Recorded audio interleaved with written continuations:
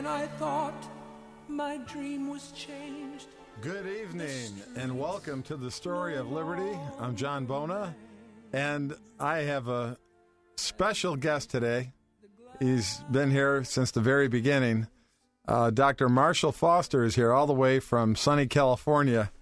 Great to be here with you, Marshall. Oh, John, it's good to be right in the studio rather than calling in from California all the time. Yeah, absolutely. Absolutely. Thanks for coming over. I know you were down here working on your new film called Monumental that we're doing with Kirk Cameron, and you had some interviews last night in South Florida, and you're writing a book. How's that coming? Coming good. We're getting the book done. We got to get it done by the time the movie's done, so the deadlines are rolling, but it's going to be exciting. Get the message out to the country. Well, that's great. Yeah, we'll talk about that a little bit later in the show. The film called Monumental that Kirk Cameron is his first production, isn't it? It's his first production of his production company. That's right. Right, and Marshall is I call him the written storyline, and also the living father of Christian history in America. And we really appreciate you, Marshall, spending the time with us today. I'd like to talk about if we can, the fundamental governments of Israel and America, that connection that a lot of people don't realize, I think. I didn't really until we got into this film Monumental. And so we'd like to talk about that, the building of our Judeo-Christian nation, or the rebuilding of the same, I guess is the better way of saying it. But I think there's no doubt, Marshall, in the minds of anyone who has studied Christian history or history in America for that reason, that our forefathers built our nation upon Judeo-Christian values, those principles. In the past decades, we have seen those who have worked assiduously to tear it down and destroy the foundations. And that's why we're really going to talk today about the foundations of America and how they relate to Israel. But, the good news is that there is a renewed interest in America and a desire on the part of millions of people. I see it. I know you must, Marshall. You speak all around the country and seminars and interviews, TV, radio. There's a renewed interest, I think, to see America rebuilt again. And today, unfortunately, we do see a lot of the ancient landmarks made by our forefathers in the political, governmental, and even religious spheres being really obscured or forgotten, aren't they? Yeah, even more than obscured and forgotten, but actually violently taken away. I say that meaningfully, not just that somebody put a gun to our heads, but they literally have taken away the original source documents. People don't know what America was founded on. And if they were to listen to the modern progressive public education and the textbooks that have coming out of there over the last 40, 50 years, they basically have been taught that we were founded by deist adventurers and religious castaways who came here to rape the Native Americans and stumble into natural prosperity that was laying around on the ground so that we could kill babies in Biafra. That's the basic summary of what is taught in History 101 at the major universities. They basically have made Americans the ugly Americans. How could we be so successful? How could America be so free? This mistake of history, it must have just happened, or it happened because of our founders following Greece, or maybe they were following Rome. Maybe they were following the Enlightenment and Robespierre and the 40,000 heads that rolled in downtown Paris back in the French Revolution. It must have been that they were following the modern people who've come up with this idea of liberty. That's the way it's being taught today, so that this libertarian view, which is that anything goes, life is just free, isn't it great to do whatever you want, that attitude of a, quote, democracy, is what's being taught today, John, and it's an absolute lie. It's interesting. I think I was talking with Kirk and you on the phone on a conference call a couple weeks ago, and we were talking about how most churchmen, let's call them that, in America have kind of retreated. And they've retreated under this facade of saying, well, God's in control, which we know he is. And we know who wins in the end anyway. But they kind of use it as an excuse not to get involved in the culture. And others really, I think, a lot of our listeners really desire to fight the good fight. But a lot of people don't understand, and that's why I really appreciate you talking about this today. They really don't understand what they're trying to conserve. And I always thought that an intelligent conservative needs to know what he's attempting to conserve. Exactly. What are we trying to preserve here? Apricots? What is it we're trying to save? Right. That's it.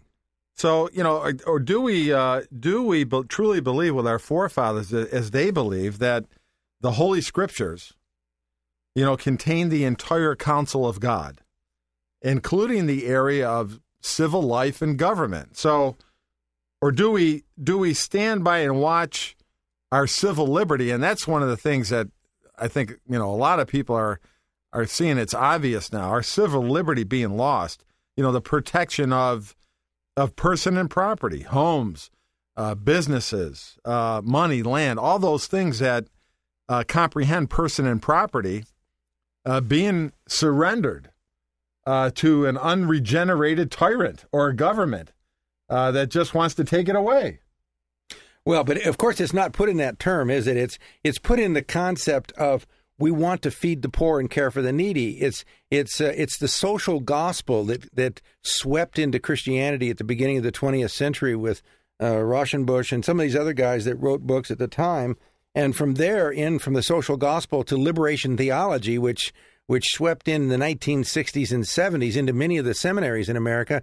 And what happened is that instead of pastors who study the Word of God and apply it to areas like economics and free enterprise and entrepreneurship and what we are to do with our life and our money, which, of course, the Ten Commandments spends 6 of the 10 Commandments dealing with private property, ownership, and individual sanctity of life. Instead of dealing with what the commandments say, what happens is that these liberation theologians say, well, Jesus loved the poor. Jesus says, give your money to the poor. All of the early Christians lived in common, and they gave away all their money. We should give away all our money. And that attitude then is conveyed even in church pulpits to people who are unknowing. And so you've got probably 40%, I would say, of the American people today who have bought into a welfare state socialism. That's not Christianity. That is John Maynard Keynes from the 1930s sweeping into America in the 1960s. And now in 2011, we're seeing it as mainstream, as though that's what the Bible teaches. And so many Christians are fooled by that. It's amazing. And I think one of the main reasons they are fooled by that is because they don't understand the roots. And that's what we're going to talk about here a little bit. They don't even know that the origins, the very beginning of the American Republic, our system of democracy, lies ultimately, as you just said, in the laws of Moses, those precepts given at Mount Sinai. Those eternal principles of truth, justice, and the sovereignty of God.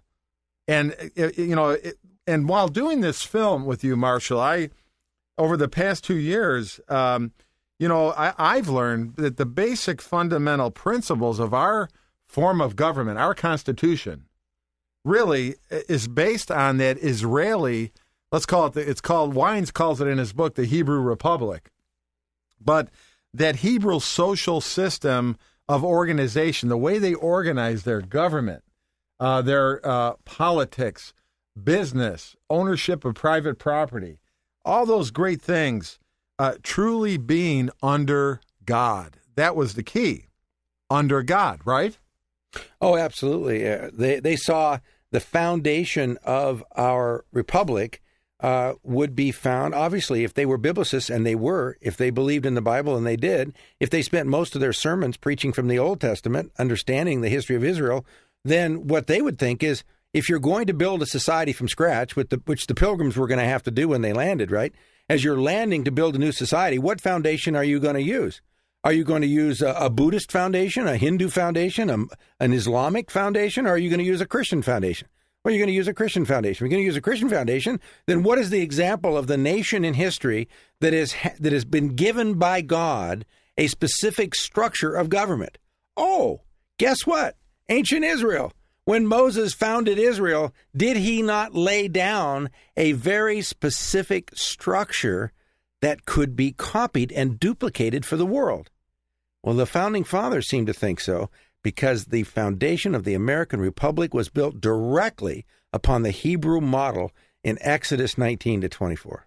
It's amazing that the key to the American success story as we know it today is the same story under God. And that was the only sure and safe way to go. Now, obviously, many other systems of government, as we see throughout history, Marshall, you're the founder of the World History Institute. You have studied this for over 35 years. They worship false gods. There was idolatry. But Israel really was the first nation that recognized the mighty deeds of God. In fact, he took them out of the wilderness where they were punished for 400 years for turning against him, weren't they?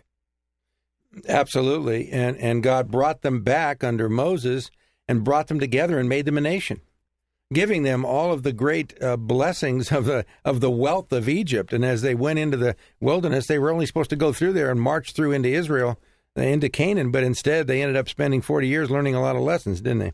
Yeah, idolatry, that was the big sin, false gods. But, you know, when I read about Moses, the great lawgiver himself, and you just see how far advanced of his time he was. He was so different than any other ancient lawgivers because of the one main principle I look at it, he made Israel one nation under the one true God. And God's law was the law of the land, wasn't it? Oh, absolutely. And the beauty of it is that God didn't give it to make people feel guilty or bad. He gave it as a liberating tool. In fact, it was spoken specifically when it was brought down from the mountain. God spoke and said, "I am the God of grace and mercy. I am the God that is long suffering towards you, and I give you this as a covenant, and it's a blessing. And how many of you will come along with me?" Actually, the way the term is used there, it's not in the imperative where God says, "You will obey these commandments." It's exactly the opposite. It's a pleading term that says, "Please, I'm giving you your freedom. Here, come. Here's a structure that within that structure, if you will love and obey me, you will bring blessing and you will bring freedom and liberty to your people." And so he gives them a structure that doesn't put them in bondage, but instead liberates them from the tyranny all around them. What people don't understand, John, is this, that there's not ever been a nation in the history of the world that has not followed that biblical pattern that has ever had liberty. Never, anywhere. Not the Japanese, not the Chinese, not Africa, not South America, not Finland, not anywhere else. There's no place in which a biblically based, structured, free society with free enterprise and blessing for all and equal justice for all, where men could be equal before the law, that has ever existed that did not follow the model of Moses. You know, it's amazing that, I love the way you put that really God through Moses, he gave them an option. You know, it wasn't like he forced it down their throats. He said, look, here's a better option for you. Equal rights, consent of the governed, these principles of equality that emanate from our own Constitution that would actually form their government and ours. And it's interesting that the Ten Commandments themselves were to serve as moral and civil laws of society to all the people. In other words, there wasn't a separate set of laws for a select group of people. It was for everybody. Exactly. Not like Hammurabi. Hammurabi had his laws around 2000 BC. They were one of the rulers in the Babylonian era, And, of course, there's a big ziggurat that they show of his where he's got Hammurabi's Law on the side, and it's being given to him by his God. The only problem with Hammurabi's laws is, number one, they're a little bit perverted, but besides that, the laws don't apply to him. Now, he said that the God told him that the laws are great for the people, but I and my entourage don't have to obey them. Well, that sounds like the Congress of the United States, where they don't have to be under Social Security like the rest of us. They get their own retirement plan. They get a little insider trading, because that's okay for them because they're special people. Well, that's exactly the opposite of the Ten Commandments. The Ten Commandments comes along, and God says all men are equal before the law. The king has to study, even if you have a king, has to study the law night and day, in the morning when he rises up and in the evening when he goes to bed, and he's accountable to the same law. He commits sins, and to an extent, he's got to be taken out of power. He's taken out of power. The idea of a divine right tyrant who can do whatever he wants above the law is gone. And so something called a higher law theory of government is birthed in Moses. And the higher law theory of government developed into what we call English common law through a man named Alfred the Great. And from Alfred the Great, it was systematized and grew into Magna Carta. And Magna Carta was applied to the king to limit his power. And that was based upon Moses. And then when the Mayflower Compact was signed by the Pilgrims, they brought that same worldview, that same system of justice, that same Hebrew Republic, that same limited government. They brought it into America. And that's why we were blessed. It's amazing. These same principles.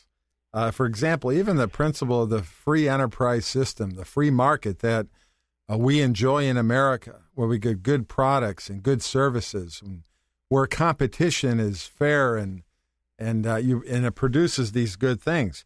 The idea of where common folk like us can acquire land and farms and homes and own a business.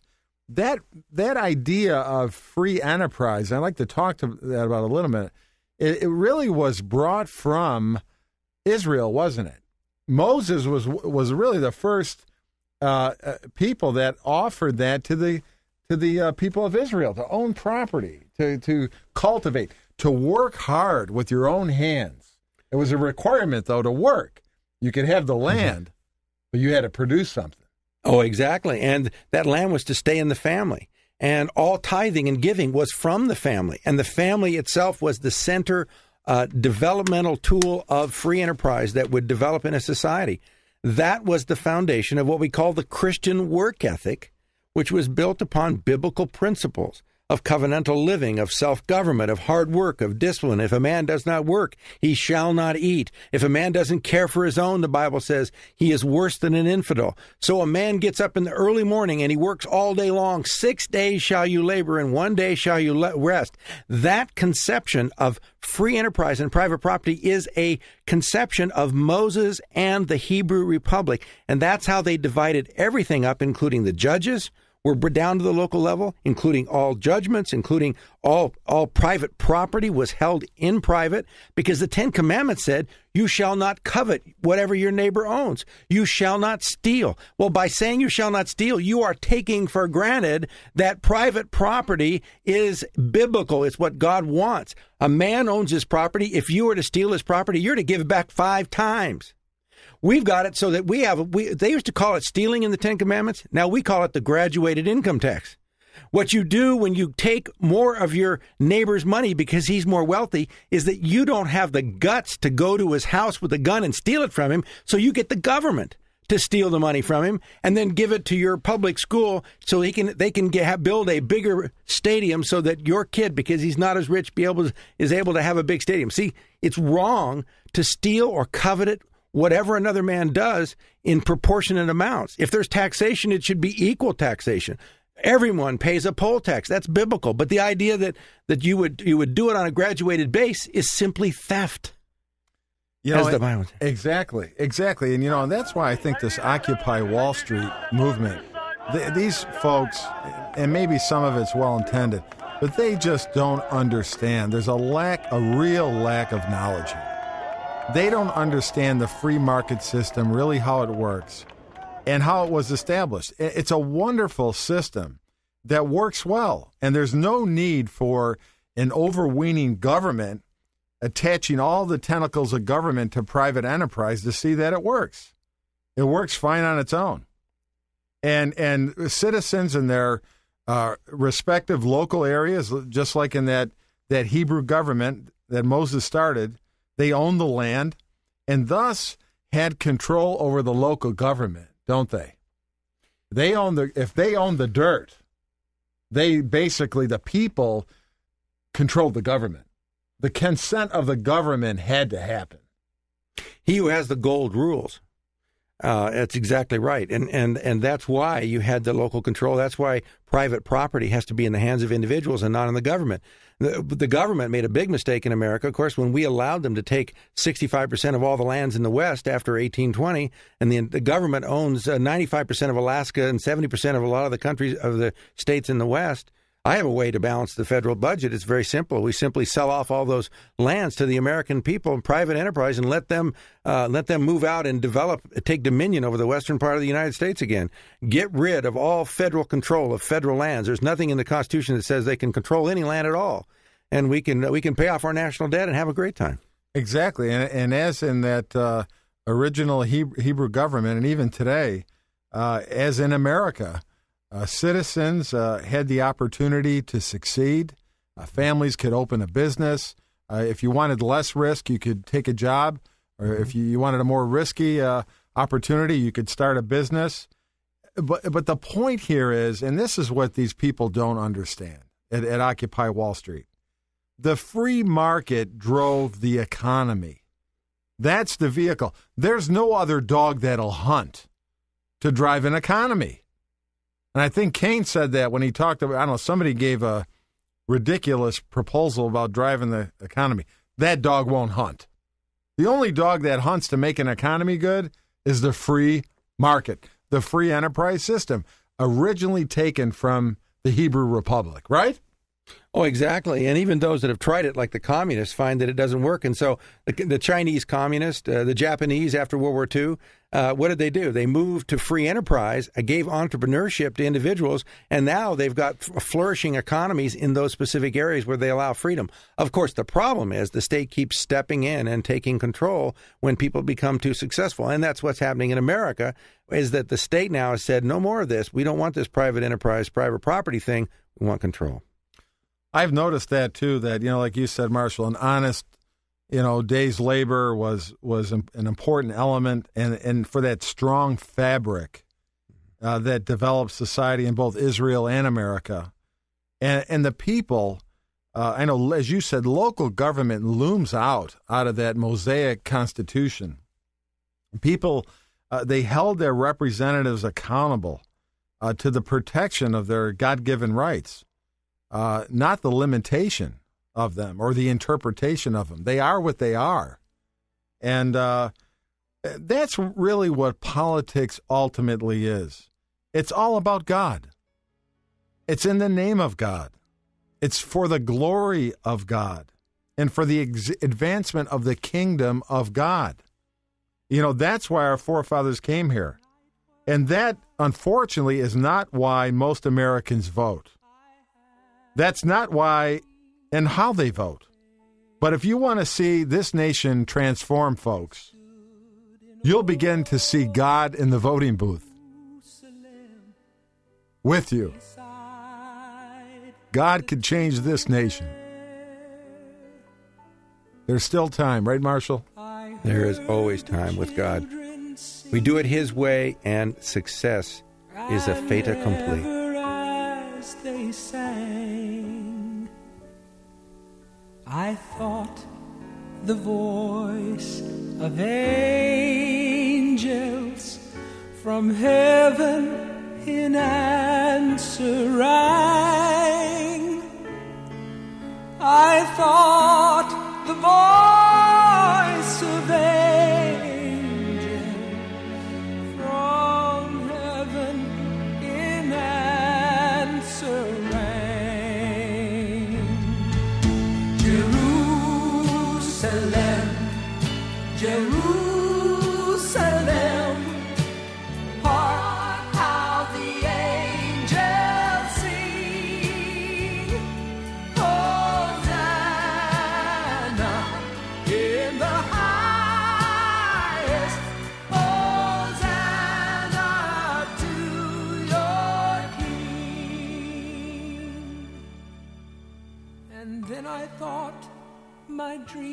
changed, the streets no longer rang, as with the glad hosannas that the little children sang.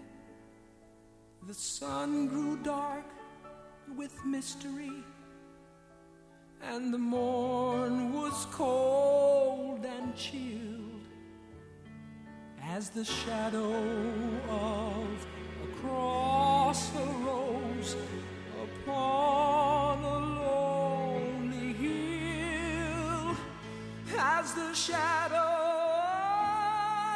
of a cross arose upon a lonely hill. Jerusalem, Jerusalem,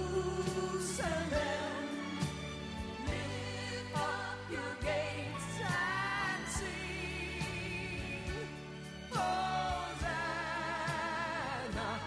in the highest, Hosanna to your King.